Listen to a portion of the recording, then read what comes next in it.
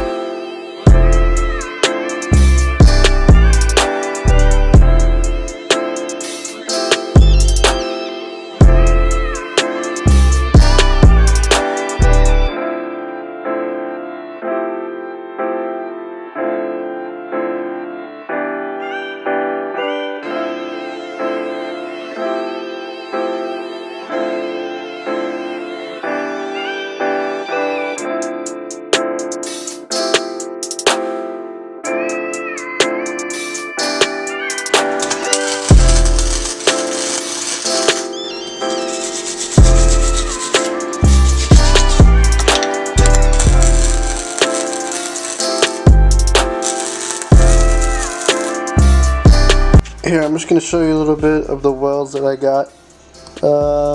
This side kind of looks the best. It's got, see, there's a little bit of damage in there. But yeah, super splattery, not the best welds. I didn't really know what settings to use, but it'll hold. I mean, it's sturdy enough. It's not going to go anywhere.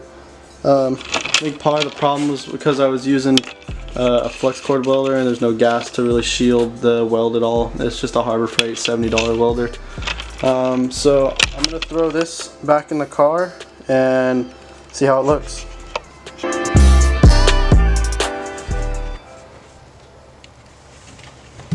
Haven't felt this excited in a while. You can leave it up to me to never fail